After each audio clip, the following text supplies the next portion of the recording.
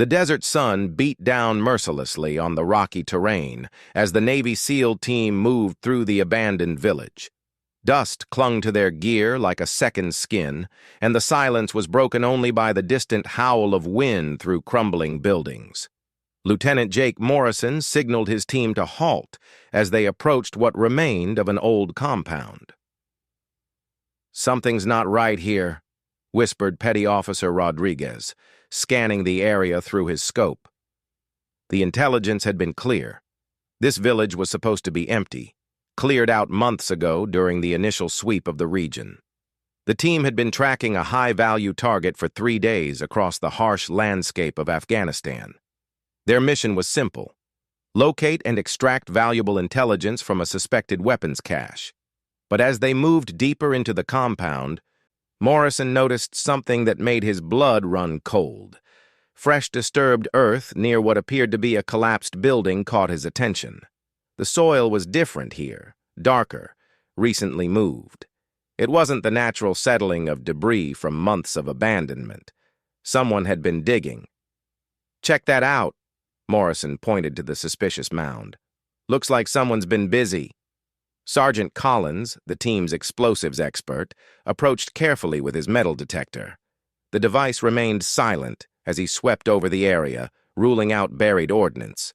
But as he got closer to the center of the mound, he froze. "Sir, I'm getting something weird here," Collins called out, his voice tight with tension. "It's not metal. It's movement." The entire team tensed. In a war zone, movement under the earth could mean many things, most of them dangerous. Could be an enemy fighter hiding in a tunnel system. Could be a booby trap waiting to be triggered. Morrison made the call that would change everything. Clear the area and dig, carefully. Using their entrenching tools, the SEALs began to carefully remove the loose soil. What they found underneath defied all expectations. A piece of torn fabric emerged first, then what looked like part of a military uniform. But it was the weak, barely audible sound that stopped them all in their tracks. Someone was breathing down there. "Jesus Christ," whispered Rodriguez. "There's someone alive under here." Morrison's training kicked in immediately. "Rodriguez, establish security. Collins, keep digging but watch for booby traps. Williams, get on the radio and call for immediate medical evacuation." As they dug deeper, more details emerged. The person buried beneath the earth was wearing what appeared to be an old military uniform, but not one any of them recognized immediately. The fabric was weathered and torn, stained with blood and dirt. Most shocking of all, the person was still breathing, though barely. "How long could someone survive buried like this?" Williams asked, his voice filled with disbelief. "Depends on air pockets, weather conditions, physical condition," Morrison replied grimly. "But based on the state of this soil, we're looking at least several days, maybe more." As they carefully cleared more debris, a face emerged from the darkness. It was the face of a man, probably in his 60s, with gray hair matted with blood and dirt. His eyes were closed, but his chest rose and fell with shallow, labored breaths. Most remarkably, despite his dire condition, there was something unmistakably strong about his features, something that spoke of a lifetime of service and sacrifice. "This guy's been through hell," Collins observed, carefully brushing dirt away from the man's face. "But he's a fighter. Look at him, still breathing after being buried alive." Morrison studied the uniform more closely as they continued their careful excavation. There were insignia he didn't immediately recognize, patches that looked like they belonged to units from decades past. But there was something else, something that made his heart skip a beat. On the man's left breast pocket, barely visible through the dirt and damage, was a name tape. "Rodriguez, come here," Morrison called urgently. "Look at this name tape. Can you make it out?" Rodriguez leaned in closer, using his flashlight to illuminate the faded letters. His eyes widened as he read the name aloud, his voice barely above a whisper. "McReynolds." The name hit the team like a physical blow. Every SEAL knew that name. Every member of the Special Operations community had heard the stories.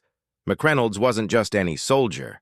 He was a legend, a man whose exploits had become the stuff of military folklore. But according to official records, he had been declared missing in action over 15 years ago during a classified operation in this very region. "That can't be right," Williams said, shaking his head in disbelief. "McReynolds has been MIA for decades. He'd be old enough to be our grandfather." But as they looked at the unconscious man they were carefully extracting from his earthen grave, the pieces began to fit together. The age was right. The build matched the descriptions they'd heard in countless stories told in quiet barracks and training facilities. This wasn't just any buried soldier. If their identification was correct, they had just discovered one of the most legendary figures in Special Operations history. "We need to get him out of here now," Morrison ordered, his voice taking on new urgency. "If this is who I think it is, we're not just saving a life, we're bringing home a hero who's been lost for longer than most of us have been in the military." The evacuation became a race against time. The man's vital signs were weak but steady, and every minute counted. As the helicopter thundered overhead, preparing to land in the clearing they had designated as their extraction point, Morrison couldn't shake the feeling that they had stumbled upon something much larger than their original mission. How had McReynolds ended up buried in this remote location? What had happened during those missing years? And most importantly, what secrets might he carry about operations and intelligence that had been considered lost forever? As they carefully loaded the unconscious man onto a stretcher, Morrison caught a glimpse of something that made his blood run cold. Scattered around the area where they had found him were personal effects, military gear, weapons, and equipment that clearly didn't belong to any recent operation. It was as if they had uncovered not just a man, but the remnants of a mission that had gone terribly wrong years ago. The helicopter blades created a whirlwind of dust and debris as the medical team took over, working frantically to stabilize their patient for the flight to the nearest field hospital. Morrison watched as the stretcher disappeared into the aircraft, carrying with it answers to questions the military had been asking for over a decade. As the helicopter disappeared into the horizon, Morrison turned back to the excavation site. There was more here, more evidence of what had happened, more pieces of a puzzle that had remained unsolved for far too long. Whatever mission had brought McReynolds to this remote location, whatever had resulted in his disappearance and apparent burial, the full story was still buried in this dusty, forgotten corner of Afghanistan. But one thing was certain. They had just witnessed something extraordinary. Against all odds, against all reasonable expectations, they had found a legend still clinging to life, still fighting to survive even after being literally buried and left for dead. The man they had rescued wasn't just any soldier. He was a living piece of military history, a connection to operations and sacrifices that had shaped the very foundation of modern special operations. The real questions would come later, when McReynolds was stable enough to tell his story. For now, the most important thing was that after more than 15 years of being listed as missing in action, one of the military's greatest legends was finally coming home. The field hospital buzzed with controlled urgency as medical personnel worked to stabilize the man who had been pulled from what should have been his grave. Word had spread quickly through the base. They weren't treating just any wounded soldier. This was potentially Master Chief Petty Officer Daniel McReynolds, a name that carried weight in every special operations unit around the world. Colonel Sarah Mitchell, the base commander, stood in the hallway outside the medical bay, holding a secure satellite phone. On the other end, voices in Washington were demanding confirmation of something they had believed impossible for 15 years. "Are you absolutely certain of the identification?" came the voice from the Pentagon. McReynolds was declared KIA after Operation Silent Thunder. There were no survivors. Colonel Mitchell looked through the window at the unconscious man connected to multiple life support machines.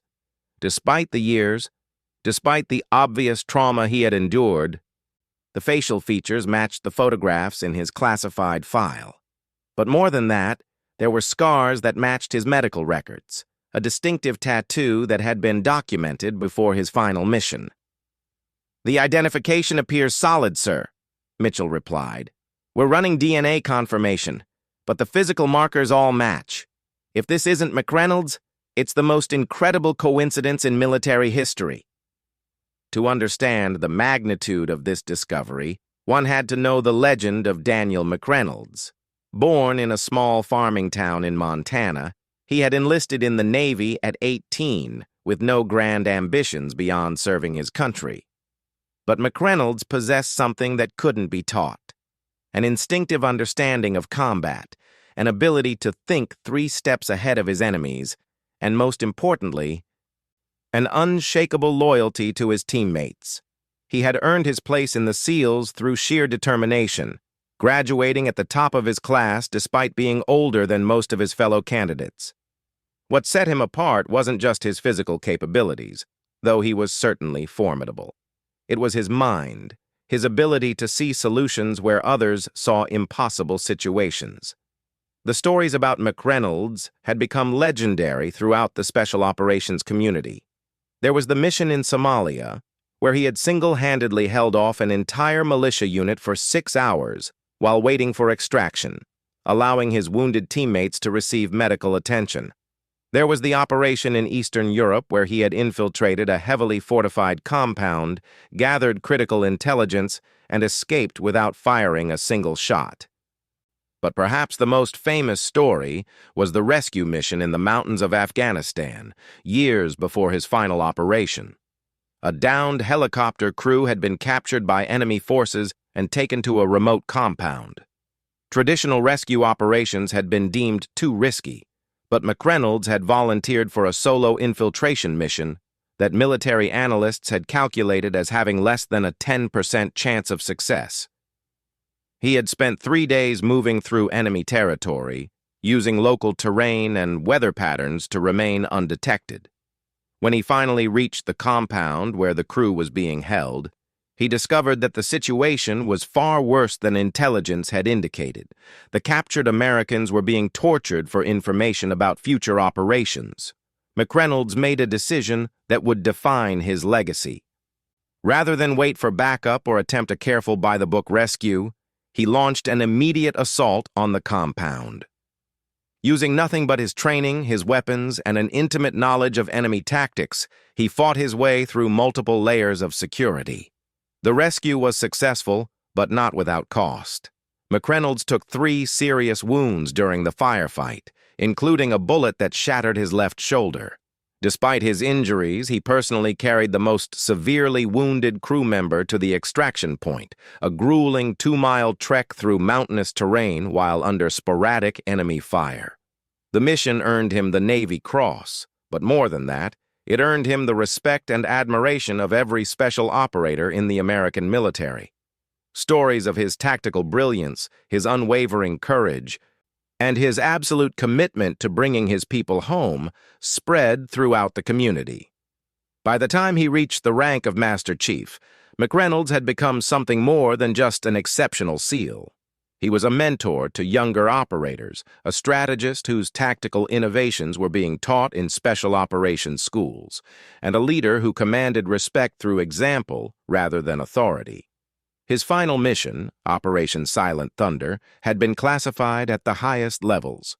What little information was available suggested that it involved a deep penetration operation in Afghanistan, targeting a high-value intelligence asset who had critical information about terrorist financial networks. McReynolds had been chosen to lead a small team into one of the most dangerous regions of the country.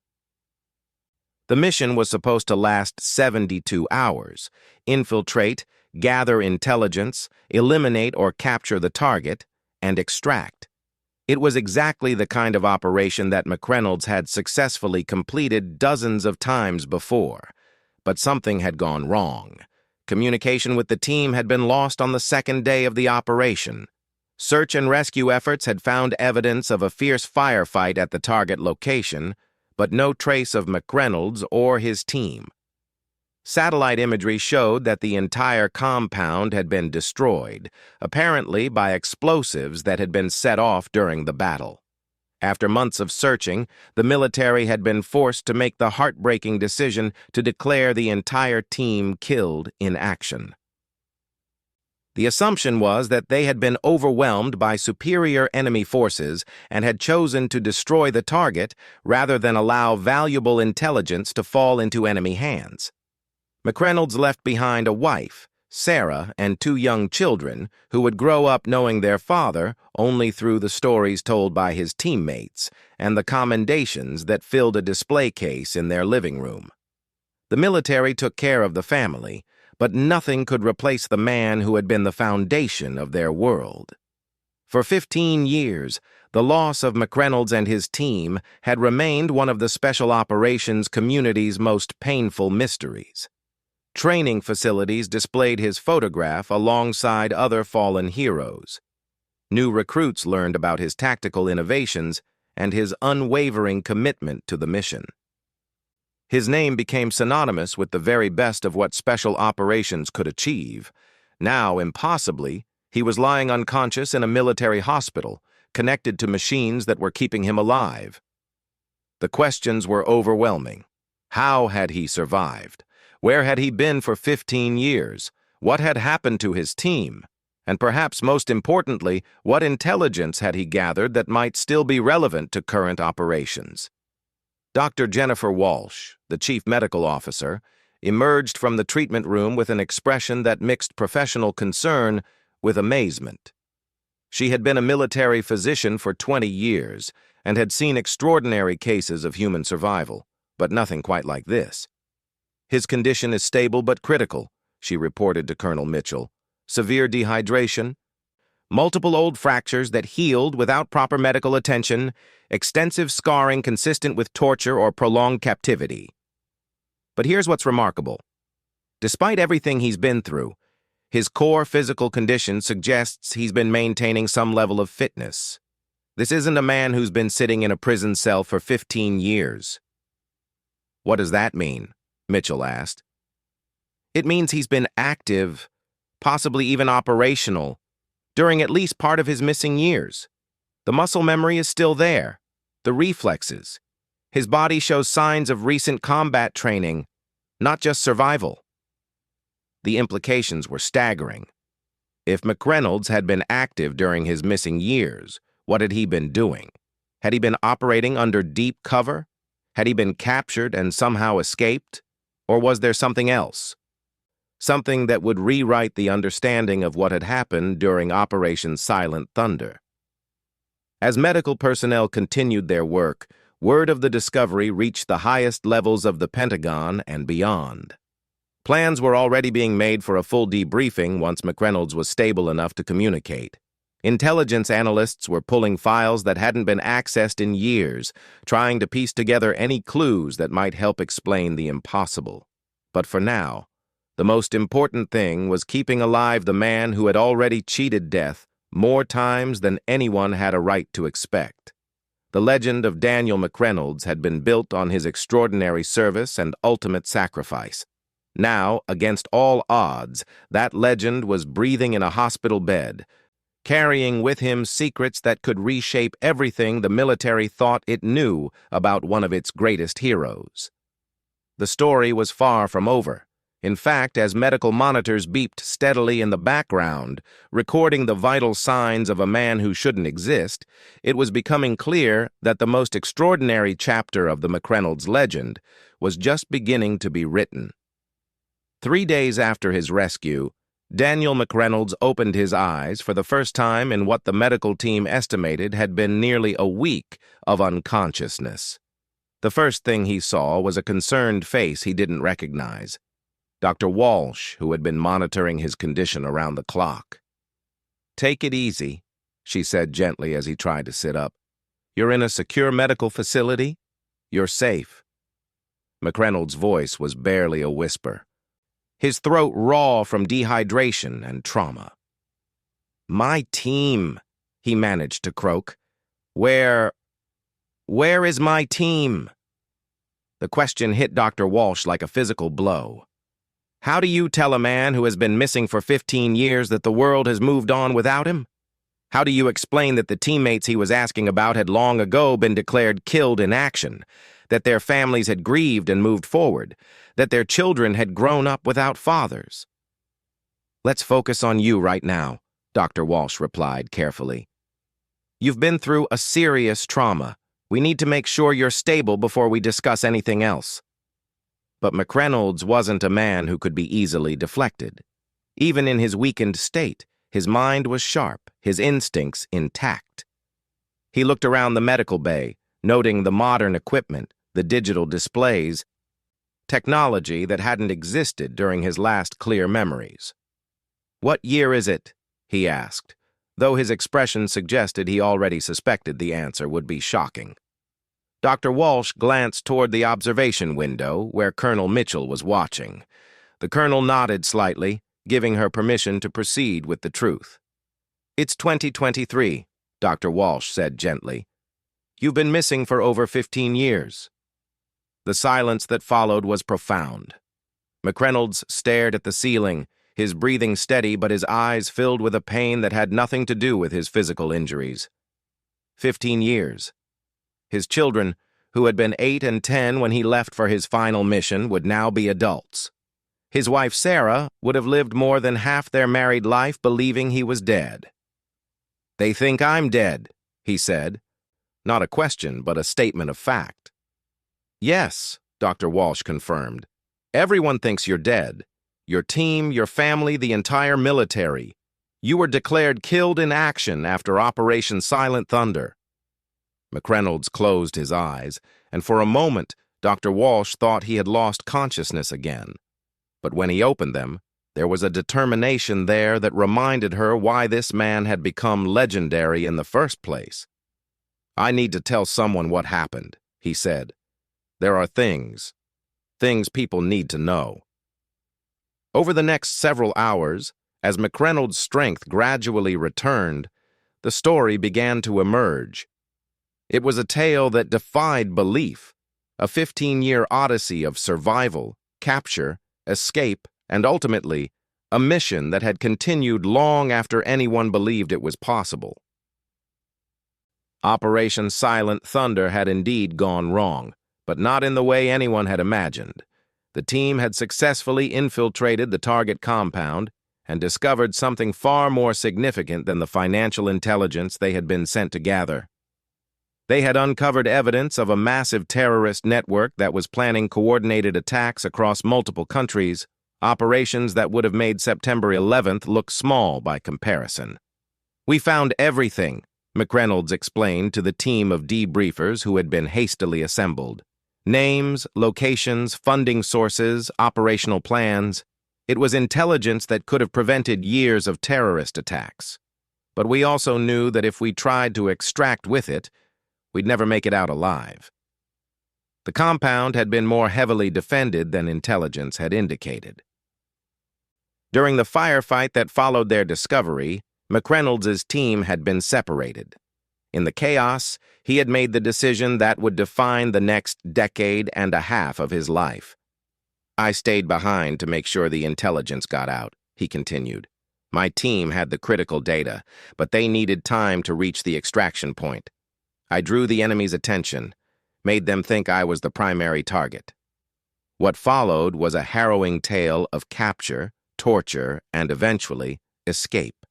McReynolds had been taken prisoner by the terrorist network, which had quickly realized the value of what he represented. For months, they had attempted to extract information from him about American operations, about his team's mission, about the intelligence they had gathered. But McReynolds had given them nothing. Drawing on reserves of strength and determination that even he didn't know he possessed, he had endured torture, psychological manipulation, and constant threats against his family.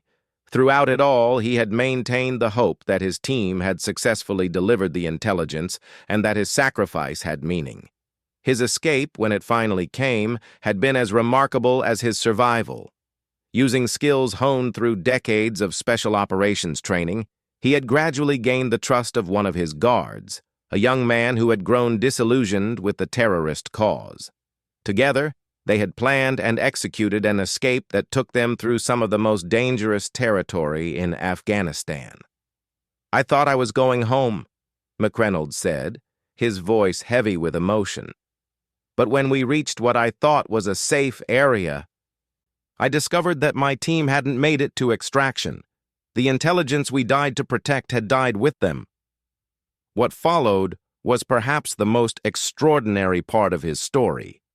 Rather than attempt to make contact with American forces and return home, McReynolds had made a decision that spoke to the very core of who he was as a soldier and as a man.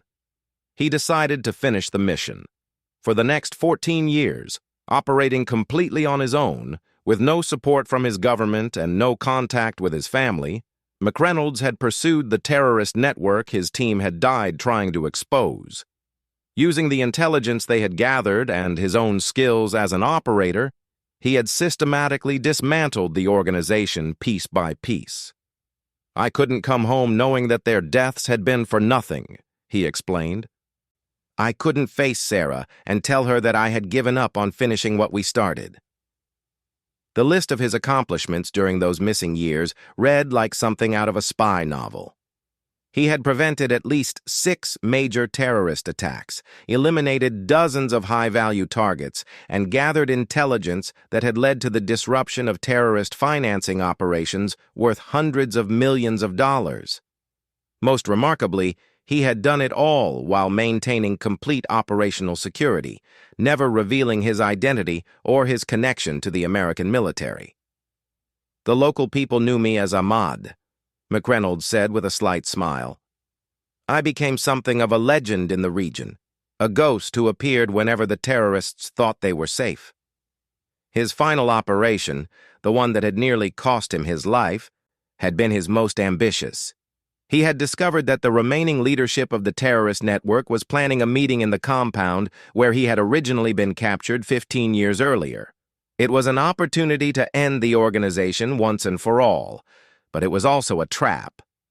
"They knew someone was hunting them," McReynolds explained. "They used the meeting as bait, hoping to draw out their mysterious enemy. I knew it was a trap, but I also knew it was my only chance to finish what my team had started." The battle that followed had been epic. McReynolds, now in his 60s but still formidable, had faced overwhelming odds in the very place where his nightmare had begun. He had succeeded in eliminating the terrorist leadership, but the effort had nearly killed him. Severely wounded and with no way to escape, he had taken shelter in a concealed bunker beneath the compound. "I thought I was going to die there," he said simply. "I had accomplished the mission, but I didn't think anyone would ever know. I made peace with that." But fate, or perhaps divine intervention, had other plans. The compound had been partially destroyed in the battle, and subsequent bombing by coalition forces had buried the entrance to his hiding place. For days, he had survived on emergency supplies and rainwater that seeped through the rubble, growing weaker but never giving up hope. "I heard the helicopters," McReynolds said, his eyes bright with emotion. "When I realized they were American, I knew I had to try to signal them. I used my emergency beacon even though the battery was almost dead." The weak signal had been detected by Lieutenant Morrison's team, leading to the miraculous rescue that had brought one of America's greatest heroes back from the dead.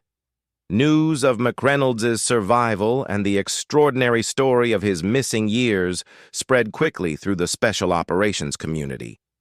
Plans were immediately made for his reunion with his family, though the logistics were complicated by the need to maintain operational security and protect the families who had spent 15 years believing he was dead. The reunion, when it finally happened, was held at a secure facility in Germany. Sarah McReynolds, now 58 and remarried to a man who had helped her raise Daniel's children, received the news in a phone call that began with the words, "Every military wife both hopes for and fears." "Mrs. McReynolds, this is Colonel Mitchell with the Department of Defense. I'm calling to inform you that your husband, Master Chief Daniel McReynolds, has been found alive." The reunion was emotional beyond description. Sarah, who had remarried but never stopped loving the man she thought she had lost, broke down completely when she saw him.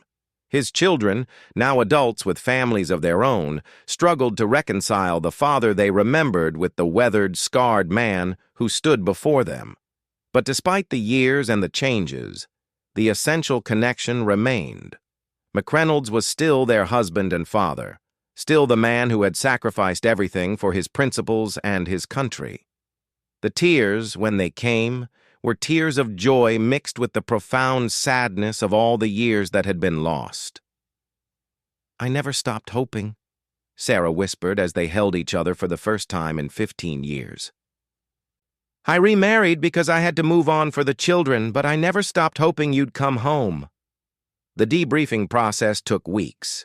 As intelligence analysts worked to verify and catalog the extraordinary amount of information McReynolds had gathered during his years in the field. The intelligence he provided led to the disruption of terrorist cells that intelligence agencies hadn't even known existed. More importantly, his story provided closure for the families of his team members. For 15 years, they had wondered what had happened to their loved ones, whether they had suffered, whether their deaths had meaning. Now they knew that their sacrifice had not been in vain, that the mission they died for had ultimately been completed by their team leader, even though it had taken him 15 years to do it. The military offered McReynolds a full pension, a promotion to senior chief, and any assignment he wanted. But after consulting with his family, he made a different choice. He requested retirement and the opportunity to finally come home. At his retirement ceremony, attended by special operations personnel from around the world, McReynolds stood before the assembled crowd in his dress uniform, wearing decorations that included the Congressional Medal of Honor, awarded for his extraordinary service during his missing years. "I didn't do anything that any of you wouldn't have done," he said in his speech. "I just got lucky enough to survive long enough to finish the mission. The real heroes are the men who died making sure I had that chance." As he walked away from military service for the final time, accompanied by his family, Daniel McReynolds carried with him the satisfaction of knowing that he had kept faith with his teammates, his country, and himself. The legend had become reality, but more than that, the man had finally come home. The story of his 15 years in the wilderness would be told and retold in special operations training facilities around the world, a testament to the power of determination, loyalty, and an unwavering commitment to the mission. But for McReynolds himself, the most important part of the story was the simplest. After 15 years of being buried, both literally and figuratively, he was finally truly alive again.